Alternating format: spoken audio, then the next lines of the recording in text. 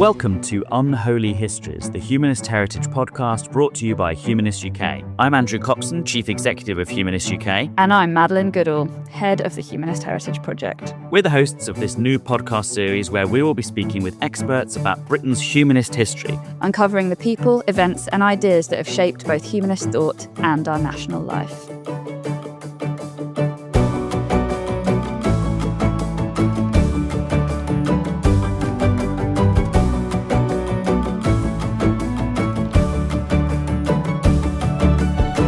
In 1942, in the depths of the Second World War, an economist named William Beveridge published his report identifying what he called the 5 giant evils facing British society: want, disease, ignorance, squalor and idleness.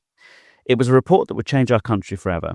From it grew the National Health Service, the post-war welfare state, and a new vision of what the state owed its citizens. But the welfare state did not appear from nowhere.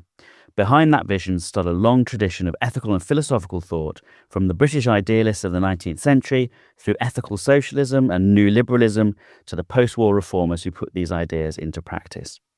A tradition rooted in secular ethics, human dignity, and a belief that reason, compassion, and collective responsibility could be the foundation of a better society. This week, we're talking about the founding of the welfare state and some of the humanist ideas and thinkers behind it.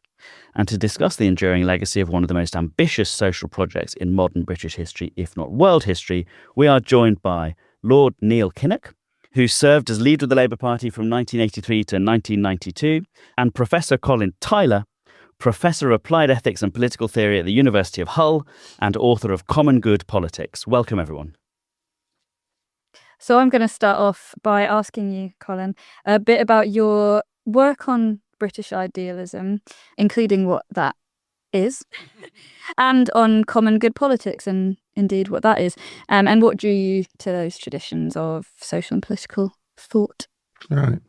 All right.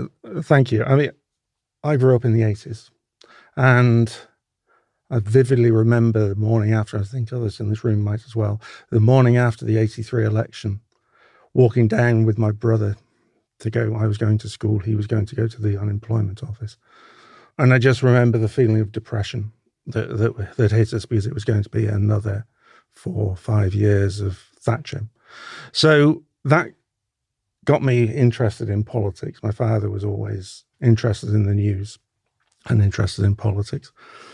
And so when I went to university, eventually I was interested in socialism, but I wasn't drawn towards Marxism.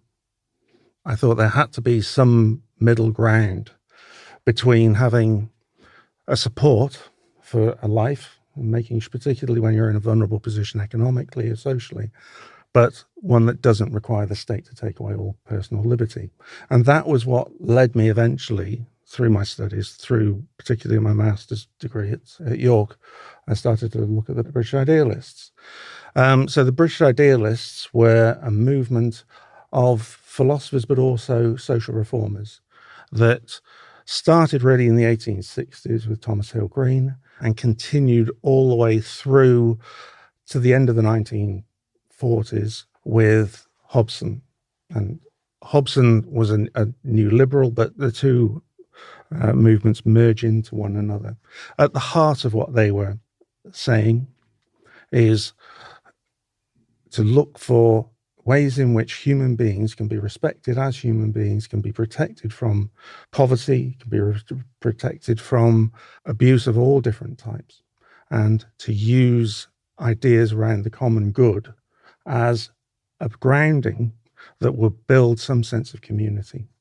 I think that my research then has grown up from the 1990s through to the present day, looking at various aspects of their positions. We'll come on and talk to those in a bit. Yes, that leads us quite nicely on to... Well, it does, because Neil, you growing up also were shaped both by these intellectual values, but also your own personal experience. You grew up in the same mining town that was represented by Nye Bevin, the local MP. He was a hero to you. Can you tell us a little bit about how your roots shaped your understanding of these ideas, but also any intellectual ideas that were floating around at the same time?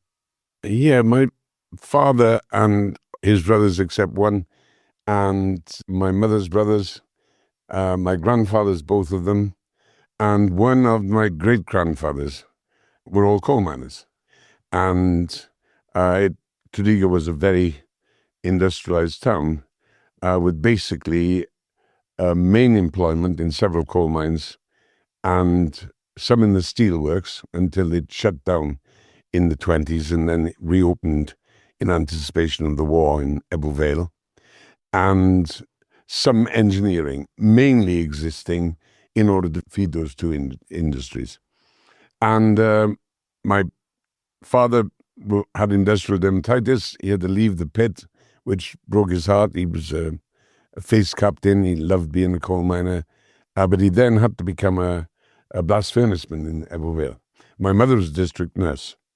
So because of that family and the way in which they discussed, bantered would be the modern word for it actually, because it was quite often very light-hearted, about their past, about the condition of the world, about the condition of society, about what they wanted for me. I was, for a long time, the only grandchild, and I was an only child of my parents.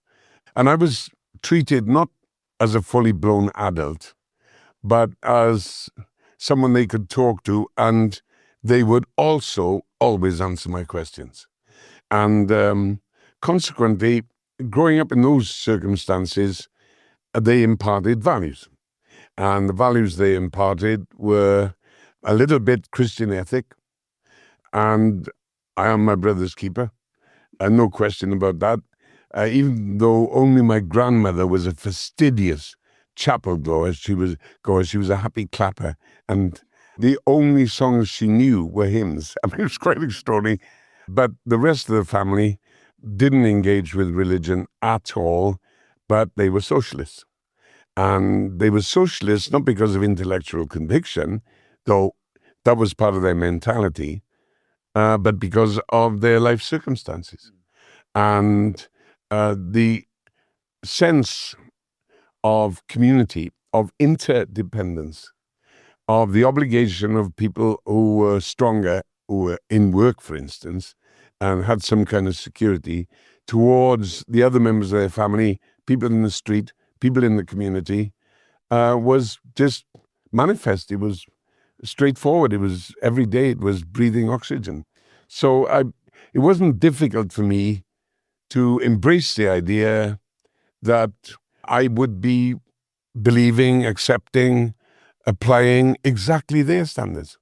And in addition to these family values which came out of just the circumstances of life, were there, when you grew up maybe more, were there other intellectual sources? Not really intellectual sources, no. I mean, I discovered that there were very smart people saying pretty much what I was thinking from the age of about 12, really. And the person who said most what I was thinking, which always comes as a miraculous revelation to a 12-year-old kid, was Niall Bevan. He was our Member of Parliament, and I heard him from the age of 10. He used to, a couple of times a year, do big public meetings on issues of crucial importance nationally or sometimes locally.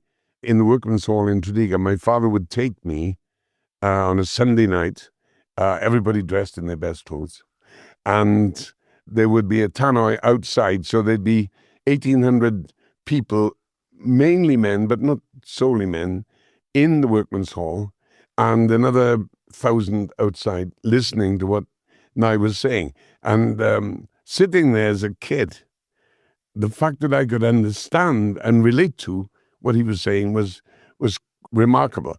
By the age of 12, I guess, I don't know, but what occurred to me was all the good things in our community were collectively provided, and by universal subscription and action. And that applied to the swimming pool, the tennis courts, the park, the Workmen's Hall itself, the library, the snooker room, the dance hall. And what I realized was, I guess, certainly before I was 14, was that if we were going to make things better, and like most kids, I wanted things to be better, even though for the first time in history, the working class in Tredegar and everywhere else were enjoying full employment and all of the strength and confidence that goes with that. If we wanted things to be better, we were going to have to work together to do it. And then by the time I was 14, I knew that you had to organize in order to achieve that. So I joined the Labour Party when I was 14.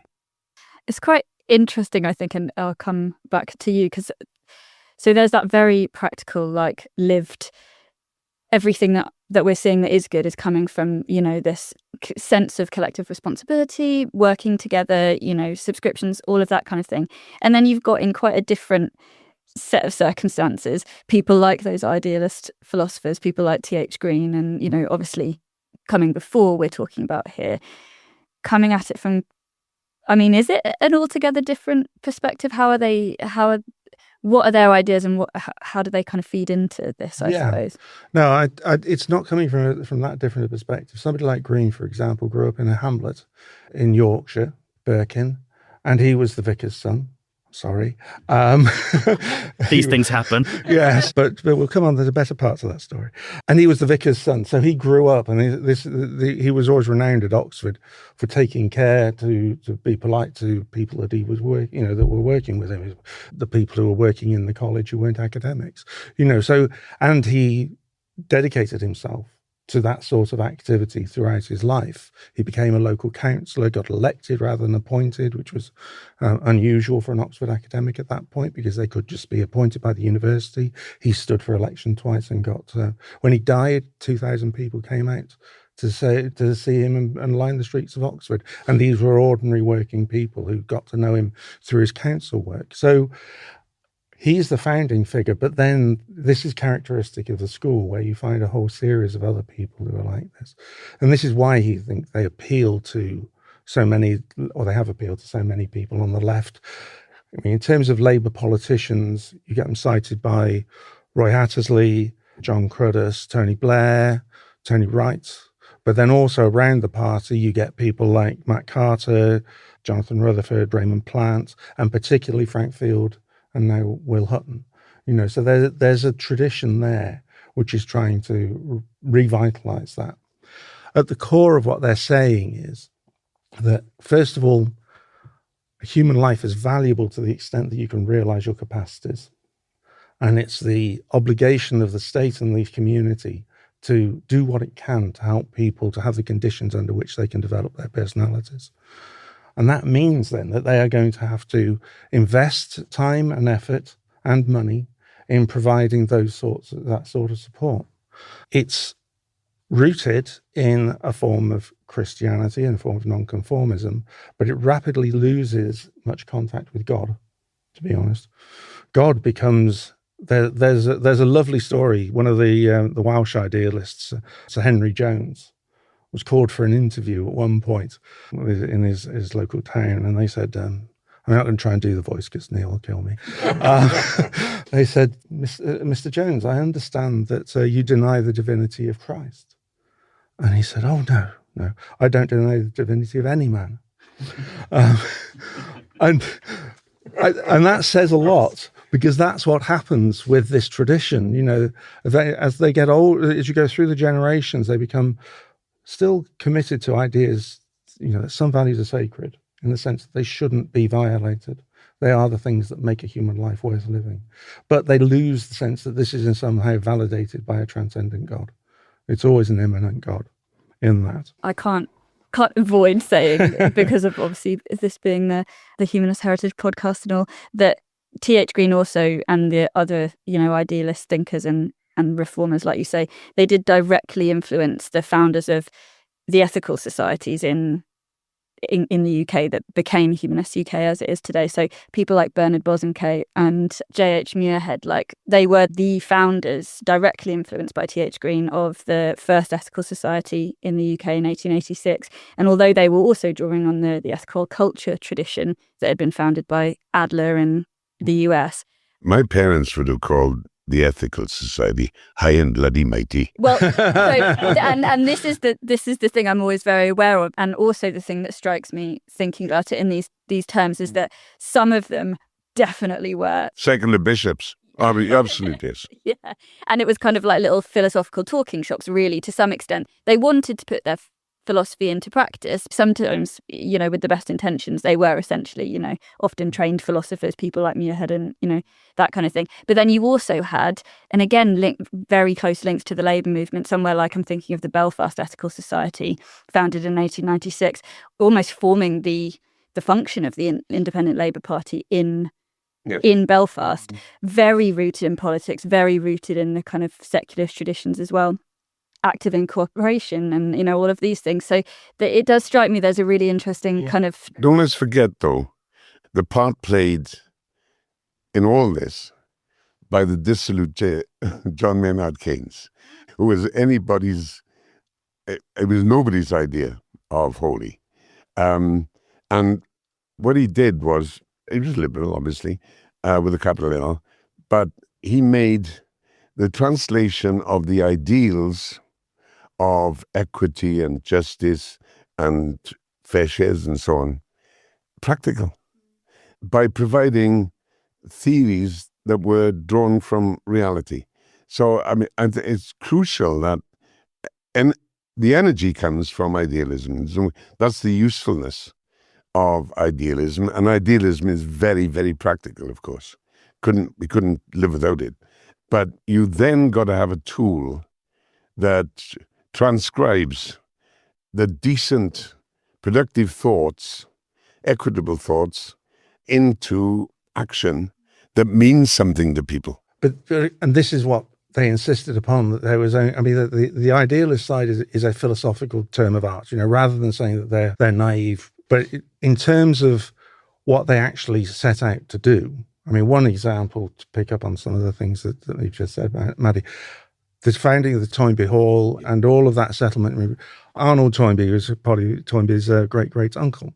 Now, he was a pupil of Green's. He studied at Balliol, studied at Oxford, and one of the key, he died young, and they set up the Toynbee Hall and part of that whole, and from that, the settlement system, in honour of him and in memory of him, because of course what Toynbee Hall was supposed to do was to bring people from Oxford to live in the East End, to see what poverty was really like on the ground.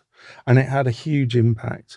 So Asquith was another pupil of Green's and Edward Caird. Beveridge similarly went to study at, was a pupil of Edward Caird and went to work at Toynbee Hall as well. And Clem Attlee, wasn't he? Clem Attlee as well. Yeah. So there's that whole training ground. And Clem Attlee is interesting because he was one of those who slightly objected as well to the high and mighty ethical elements and said it was better when the secular work of playing football with the boys was much more effective than the... Can I bring in? He wrote a letter to his brother, who was very religious, in the 30s, Clem. And his brother, in his repeated and frequent letters, was always praising God and happy clap and all the rest of it. And eventually, Clem got a bit irritated and he put a P.S. in a letter. P.S. As to religion, I try my best to embrace the social ethics of Christianity, but I can't stand the mumbo jumbo.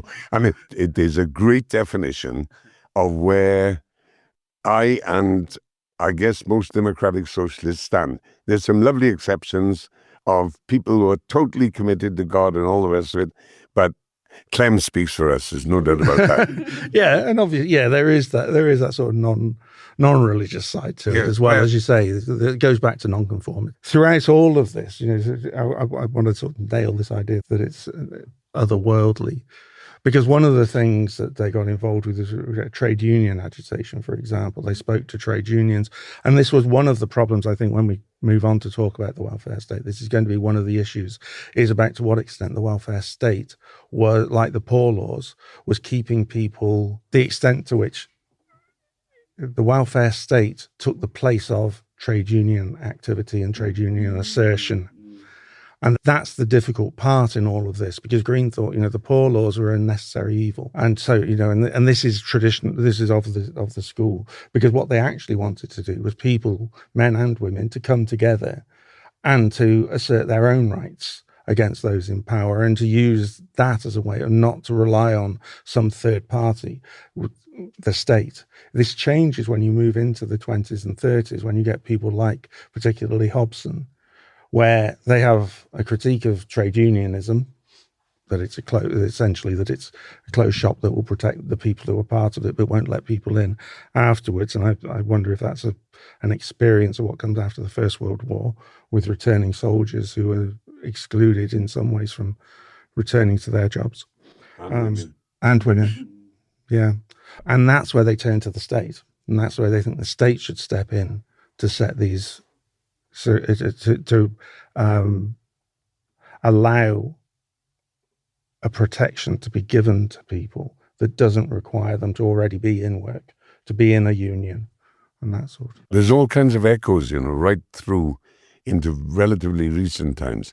Jack Jones, for instance, my great comrade and a wonderful trade unionist, none better, was always against the minimum wage. And the reason he was against the minimum wage was, as he used to say, I don't want the government doing the job we've got to be doing as trade unionists. And it took years to get into his retirement to get Jack to turn around on that. And it is quite extraordinary. This idea of the obligation of organized labor to be unwilling to accept anything outside what could be achieved by collective bargaining was extraordinary. And it took decades to wear it down so that basic standards were established beyond which improvements could be secured by negotiation. And the strange thing is, and I was to challenge Jack with this, but against the wages councils. He said it's the only hope that agricultural workers have got because of the nature of the industry. So even that rejection of state-established basic standards he was prepared to make exceptions pragmatically to that. But it didn't serve the cause of labor or of justice in general, that there were all these confusions between what we're really after, which is a good, secure quality of living and the confidence that comes with it, and we have to do it our way. Let's talk a little bit about the post-war moment, because so far, what with the story so far that we've got is we've got these idealist thinkers who are thinking in a new way about what can be done. We've got just the experience of people's home and family and village and workplace culture that's bringing that tradition into things. But then there's something different, isn't there, about the post-war moment that suddenly means that actually we're ready to build these things and do these things. What do you think, Neil, it was that what's important about that moment, Neil, and then Colin, that makes that actually a welfare state possible? First of all, this was the Second World War, and people are absolutely determined, not just in the new Labour government, but much more widely, that they weren't going to repeat the cruel stupidities of the years after the First World War and the ensuing depressions of the 1920s and the catastrophes of the 1930s, both economic primarily, but also political. That produced a readiness, and I don't think I'm exaggerating, across society for big change, which was understood by Attlee and Bevin and Bevan and Cripps and Morrison and the rest of them, and they had the audacity to get on with it. The second thing is that the experience before the Second World War, between the two wars, and indeed before the First World War, of course, was so horrific and fantastically wasteful that it produced a readiness in the public mentality very generally. I mean, only really subservient communities and rock-hard users of privilege really rejected the idea of universality, of everybody who is a citizen having a right to access, particularly if they exercise the responsibility of contribution. And that, I think for most of the time since the 1950s, progressives, I use the general term, have been trying to replicate that. In the absence of war, it's damn difficult. In the presence of just sheer common sense, it should be easy. I don't think we should underestimate, though, what did come before. And the system, as you say, Neil, was very imperfect. But what Lloyd George and Churchill were trying to put in after just before the First World War, those new liberal governments from 1906, particularly through to about 1916, there they are trying to at least bring together and systematize some sort of provision in a way, and to ensure that there is a more consistent provision of welfare across. They fail, but they give it a good try. They do. But don't forget what Lloyd George and Churchill, the Churchill of those days, had in common was a commitment to mitigation as a way of forestalling revolution. I mean, there's certainly in Churchill's case, not so much Lloyd George's case, who showed immense courage and determination, no doubt about it. But certainly as far as the Churchill part of that duo is concerned, he was doing a Bismarck. And explicitly, I think, doing a Bismarck. He would cite Bismarck as, and the Bismarck reforms as being the basis of this. And I think it's worth bearing in mind, though, that when you look at Lloyd George and the National Insurance Act that comes in 1911, has the two parts. Well, first part is about health, second part is about unemployment. It's based on a contributory principle, so you have to pay in. It's generally paid out to the worker in the family, the male worker in the family, so there's a whole series of problems, and it gets implemented in various inconsistent ways even at that point.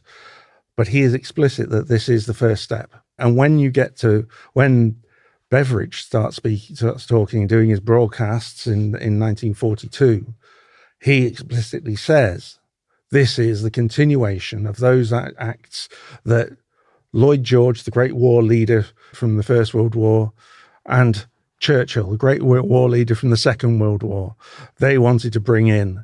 He said, this is the completion of their their actions. And I think that's where somebody like, we will come on to obviously talk about Nye Bevan, but this is where he is a vital figure. Let's do that now, because you've taken us back to not just before the Second World, before the First World, but we want to come back now back to the mid 20th century and this post-war moment, because I want to hear a little bit more about the different, what the base of the welfare state was. I remember Nye Bevan about the NHS was famous for defending on all sorts of grounds. He would speak to a group of churchmen and say it's a very Christian idea, the NHS. He would speak to a group of more secularly inclined Fabian people who go, it's real progressive socialism. There's these aspects to it. But in reality, not just in terms of trying to sell the product, but in the origin of these ideas, where did the religious and secular traditions here diverge? I mean, is it just a coincidence that someone like Nye Bevan and Clement Attlee, who we've heard about, were this worldly sort of men? They weren't distracted by religion. They thought about this life and this world. Or is it a great overlapping contribution of religious and secular people? Who wants to go first on this question?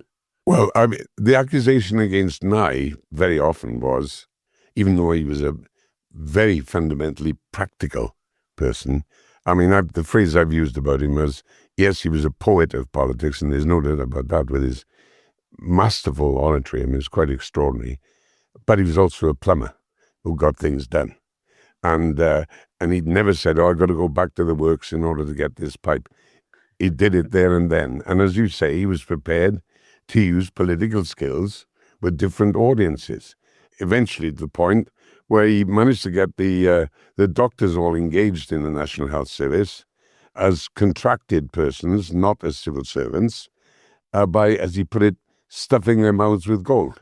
And he got up on a platform and said that. Can you imagine that happening now? Anyway, but so he was immensely practical, but he was very frequently accused, of course, of being otherworldly, not least by his comrades. And that was because he was, even in his own lifetime, unconsciously, but he was straight off the Sermon on the Mount. And he sounded like it, he spoke like it, though he didn't have an impressive voice. And he could mesmerize audiences, not in the way that Hitler did, but by attracting them to the force of the argument. And he always picked, against any opponent, he always picked on their strongest points in order to try and destroy them. And I mean, so he's quite extraordinary. But what he had going for him, as he acknowledged himself, was this driving force of expectation. I mean, a story, very quick story, that sums it up amongst working class people. In the turn of the century, when the educational reforms were being introduced that provided elementary education, and then in some places, secondary education, in Tonopandi in the Rhondda Valley in South Wales, they decided to establish a grammar school. And the grammar school was a wonderful idea. And when they produced the curriculum, it had woodworking and mathematics and physics, and it was all great. And there was a mass meeting objecting. Where's the Latin? And the governor said, well, this is the Rhondda Valley. What do we want Latin for? If it's good enough for them, it's bloody well good enough for us. And that idea that we were there to provide not just the supply in quantity, but quality. And that too, there was no second best as far as Bevan was concerned. It had to be the best, which entails its own challenges, but also its own inspiration. Yeah, this goes back. It's a part of that longer tradition, isn't it? There's a quote again from Green, but he says that the idea of the education of the gentleman should lose its meaning because it should be an education which is available to everyone. Perfect. And so they were very heavily involved. Education becomes a running theme for a lot of these people as well, and that is what drags people from Henry Jones. Ends up Sir Henry Jones. He started out as the son of a shoemaker. Yeah. He was an apprentice, and then he gets to go to university, and gradually he's traveling the world preaching the gospel of idealism, very much in those terms. But that's the tradition that it strikes me that Bevan is building on, that it has to be about the importance of decreasing class as a determinant of somebody's life and success, providing some sort of an enriching background for them, but allowing them the freedom to make what they will of it. And that is clearly what makes the welfare state such a wonderful thing when it works, is that it is able to do that.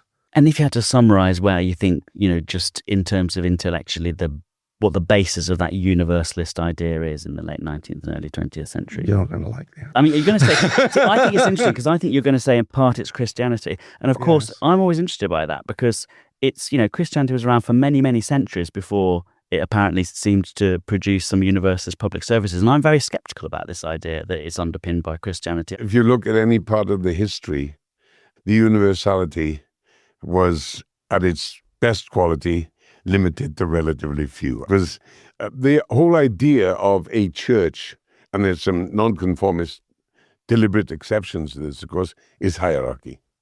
And the moment that you've got a system, an organization, an institution that is not just dependent on, but celebrating hierarchy, then the idea of the universality of equitable treatment and fair shares, it's out the window. It's forgotten, very squeezed out, diminished. Yeah, exactly. But that's where the type of Christianity matters, isn't it? If you got that's where nonconformity becomes so important, and Unitarianism, which is where a lot of these people are very close to. Yes. But if it is going to be a very hierarchical form of worship, then yes, that is difficult. The other part of it is, of course, that you end up having to worship a being other than worship a being, and I think that is in itself is a problem. Worshipping anybody is a problem for this whole ethic. Yeah, you should always try and face the world as a responsible. But the thing individual. Is, the being and the attributions claimed for the being didn't match up with real life. I mean, Christianity is diminished partly through laziness, fine, but mainly because people can't see the connection between miraculous faith and normal life. So there's a lot of reason in men of people like Clement Attlee or Bevan's generation and Kidney, isn't there? There's a lot of sort of rationalism there, actually. You think of the Fabians, the founders of the Fabians as well. Half of them, at least, were members of the Rationalist Association and went on to be good humanists. There is a lot of that sort of thinking too, which pushes religion out. But I feel also that you're saying that maybe there was Christian motivation for these thinkers, but it seems to me like they're it's not, humanity is more important to them than God as that object of sort of worship, really. Yeah, and that's where it all moves eventually. And I think that has to be, as a humanist myself, I think you have to have faith in what's around you and the people around you.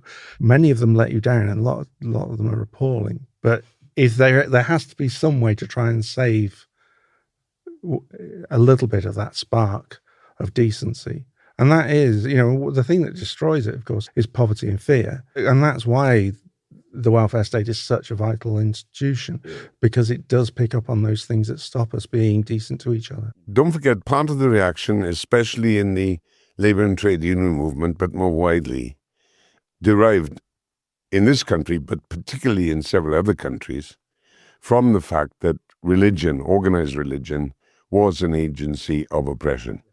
I mean, if you talk to a Spanish socialist and some Italian socialists in this generation, because it doesn't arise, but in previous generations, and of course it resulted in terrible atrocities in the killing of priests and nuns and God knows what dreadful things.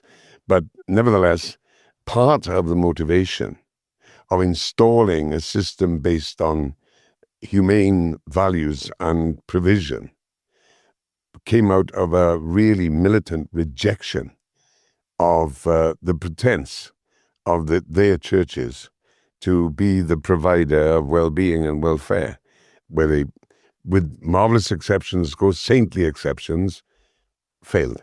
When we were talking once about this, and I asked you about what you thought of Howard Wilson's famous maxim of the Labour Party owing more to Methodism than Marxism, and it annoyed you, actually. Well, it's a nice, tricky phrase. I mean, I don't think that Harold ever darkened the door of a church except for funerals and weddings. So, but it's a nice little tricky little phrase. I thought it, actually thinking about it, I thought it started with the Webbs, who were even more inventive than Harold. And a lot less fun. That might be true, but one of the Webbs was a Christian, one of the Webbs was a humanist, right? There was or maybe they switched through their lives from one to the other, I'm not sure. But there was a lot of switching about in those days. In those circles. Yes. But this is the point, isn't it?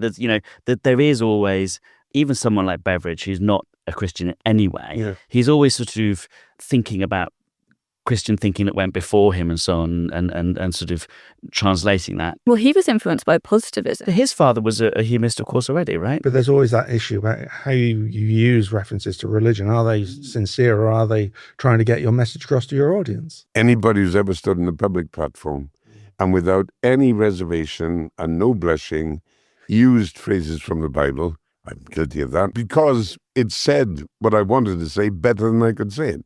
So when you get a big, thick book like that, in any case, which includes phrases that are absolutely to the contrary of any form of decency, but there's a lot of great poetry, and that's always useful, because it says much more quickly than prose.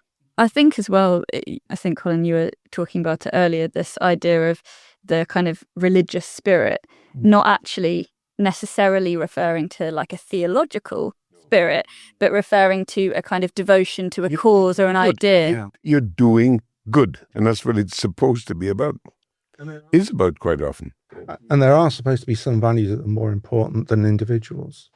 Whether you're a humanist or not. That's why people volunteer to go to war. Yeah. They're willing to put their life on the line for these sorts of things. And they do it for their families and their friends, but they also do it for freedom, and they do it for justice and equality. People will die for these things. They also do the same for oppression and they do violence and God knows what. Yeah. But of course, they'll understand those sorts of things in a positive way. So they still feel they're contributing to something they believe in, even though they're wrong. It's not a good thing. Aristotle, a good pagan. He wasn't on our screen. No, he's not. He's always, Aristotle's always there in the background. I did this course on history for many years, on history of political thought, and I'd always say to my students, if at any point in the next 10 weeks I ask you a question, who said this, then the answer is always going to be Aristotle. I wish you'd been a lecturer of mine, by God. But Aristotle does say, we always act for some good. Everybody. The fascists act for some good, the socialists do. But the problem is, how do you assess which are the right goods? He hadn't met Trump. Yeah. Oh, no, he hadn't met Trump. Yes, true. Is this a good time to get onto the legacy of these ideas, or at least what we could, what we I might think be? to avoid having to talk about Trump, absolutely. Yeah. Let's move straight to the next section. I guess it is what do these traditions, what does this history offer to us now, or to what can it say to contemporary challenges that we might be experiencing at the moment? That, there's a word bandied about so much, accountability. And if we can reassert, we don't have to reestablish it, we reassert the idea that society should be run and the major economic decisions and political decisions made in accordance with social well-being, or the well-being of human society, and that those who make the decisions should be accountable at society, is pretty simple, basic. Of course, it's driven by a kind of belief in your fellow men and women, it's to that extent idealistic, but it's so practical. And it does mean you dismantle shibboleths and ziggurats of prejudice and exploitation and God knows what, simply because the people taking the decisions know they're going to be held to account. Now, we're supposed to have a developed, mature democracy. There are days on which, weeks, months, years in which I have a bit of doubt about that, but nevertheless, at least about the adjectives. But the thing is, we've got freedom, and the great privilege of freedom is the ability to add to it. And consequently, if we were able to win that argument in application, not in the abstract, in application, I think everything would be much better. Much better. In terms of finding something to replace for our generation or future generations, the role of the war, the experience of the Second World War in that moment, because you said, and I think this is absolutely right, that progressives have been looking for 70 years for something to do that same job, and humanists among them. Yep. Is there anything there? I mean, this is at the base of something, the common story for everything, like democracy, welfare state, human rights, international human rights. The basis for so much of that is we never want the Second World War to happen again. We've all been through it. What can replace that now? Two things, and they're identified already. In fact, they've got a massive institutional presence. The UN's climate goals and the UN's development goals. That can bring us together. Oh, sure. But it's not only because we'd like to do things to save the planet or to stop people being hungry and going to war and being driven into migration and all the huge discomfort and upheaval and death that comes with that. It's practical. It's a great deal more practical to undertake activities very deliberately and comprehensively to reduce the amount of carbon in the atmosphere by the variety of very, very productive, high employment, high wage activities than it is to let the bloody thing go to rot and inflict disasters on our grandchildren. And secondly, it just makes more sense productively to ensure that we conquer poverty. So it's difficult to make either of those, as personal or as threatening or as urgent as being in a war. But they are of the scale and of the proximity that just makes sense for us to try and get people to understand that the future and a much, much better, cleaner, more sustainable, secure, prosperous future is actually in their own hands. And they did understand that in 1945. What do you think, Colin? Because common good. Yeah, no, there was a good few years ago now, I went to Zambia with my wife. My wife was interested in migration and the ways in which people can integrate migrant communities. And we went out to the border between Zambia and Angola, and they had an empty refugee camp. And it was the most hopeful symbol that you could have. She was on a Winston Churchill Fellowship, had to do a report, and that was the final picture, was the empty refugee camp, because they had gone back to Angola. The war had stopped. When we were there, they had a clinic, and the clinic had a number of buildings, 4 or 5 buildings, and one of the buildings was for TB treatment, and the other was for AIDS treatment. And they got the money from the UN. And they got the money for the UN, and the UN said, right, you can have the TB clinic if you also have the AIDS clinic.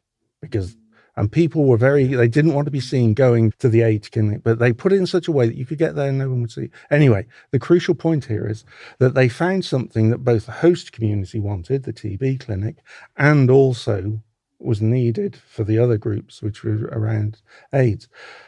And that, I think, is trying to find some way in which the benefits for a host community can also be a benefit for the community you're trying to integrate. And I think that is one of the crucial things, is to try and build dialogues and address the counter narratives that are being told by people like Farage, and where they try and pick out what's different and invent differences. And I think returning some sort of a sense of human contact, that to me is the most important thing, because it always strikes me when you see the support for far-right groups is generally in areas where there aren't many migrants. Yes, and always more. Yeah, and it's because they don't actually rub shoulders with these other human beings. It's the unknown. Yeah. It's the others, which of course the far right always requires in a case. In order to mobilize, they must find a source of grievance, real or imagined, and then find others to blame. And that's what's going on now, not just in this country, but other places too. Colin is so right, because if you can demonstrate benefit to the receiving community, then you've reduced the problem of others and any idea of threat very significantly. And here we are in, the 70th year of significant immigration to the United Kingdom. We're now in 2026. We cannot afford not to have the influx of young people who will work hard and build their lives, because we're an aging society.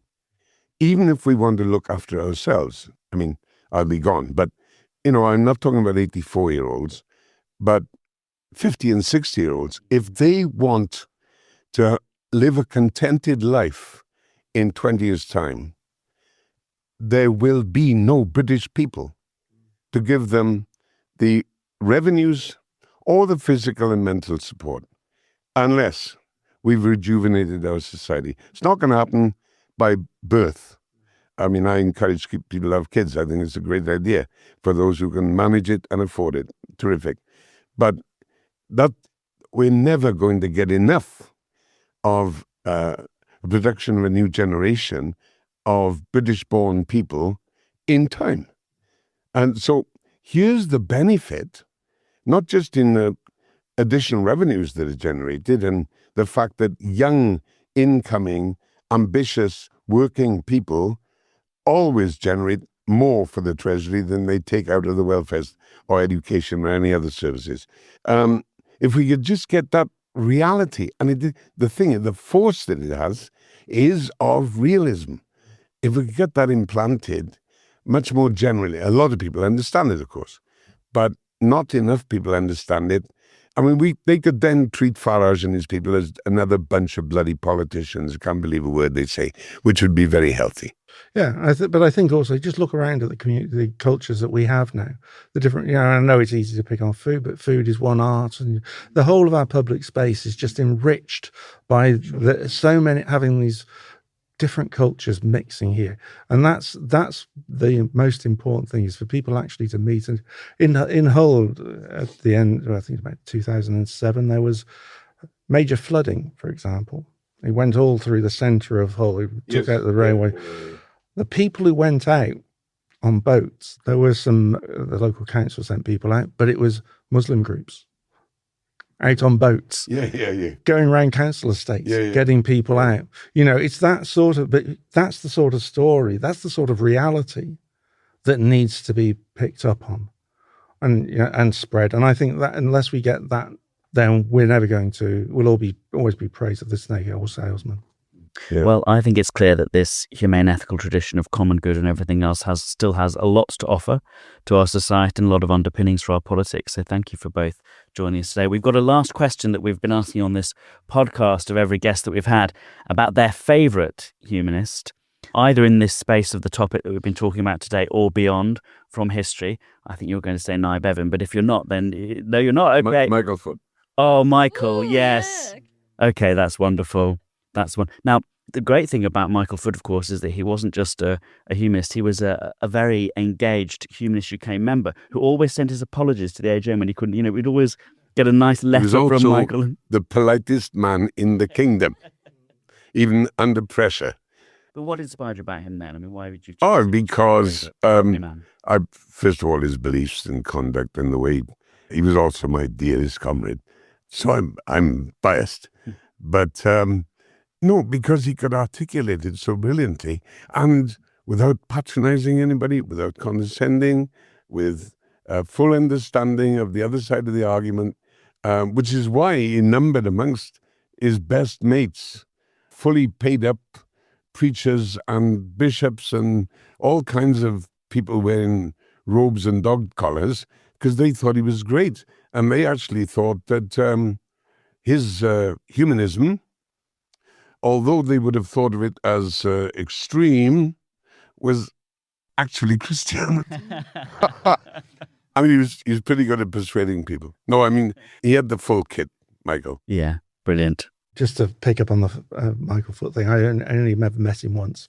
It was a Political Studies Association conference. He gave the after-dinner speech. And he went through a poem by Swift, one of his great heroes. Yes. And he would read some lines and then extemporize on these. But all the way through, he was completely upstaged by his dog, Dizzy, yes. who was walking around. And he would always stop and he'd go, "Where's Dizzy now?" And a table over there would put their hand up. Another reason to love him. Named after Disraeli by Jill, his wife. Really? I could never find out why. No, I mean, for me, it would be, I was thinking about this, and I think Bentham. Oh, that's very good, yeah. Yeah, Bentham was anyone who can write something called The Further Uses of the Dead to the Living is, he's got my vote. But I think he's literally an iconoclast. He set up an icon, the auto icon, his model of himself, or his skeleton in his clothes and so on, with his wax effigy head. And when the real one started to go green as well as orange, because he wanted to break down prejudice, and he did it for a very practical reason. He did it first of all because he thought people should be rational and they should think through what their beliefs are.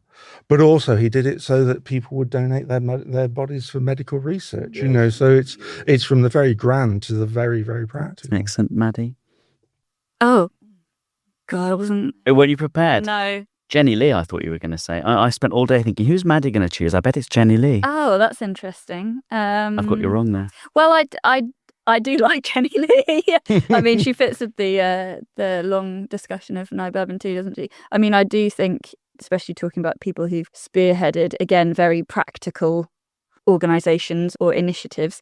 So for Jenny Lee, best associated with the Open University. And again, that was very much, it was supposed to be an opportunity for people who had not had access for whatever reason, whether it was because they were coming later in life or because because of their background, to that education, could do it in a way that was practical for them, a university of the air, all of that kind of thing.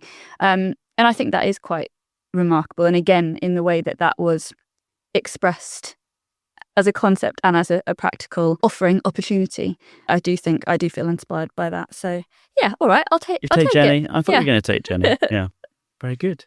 What about you? John Stuart Mill for me. Yeah, John Stuart Mill. I think so, because he's a bit funnier than Bentham. I would say that Bentham was much funnier. Funnier than you think. Oh, okay. All right. Well, John Stuart Mill I think was good, and there's a lot of interesting work to be done, I think, on the extent to which John Stuart Mill was more influential than you think on socialism and socialist ideas. Read a really interesting book recently by Helen McCabe.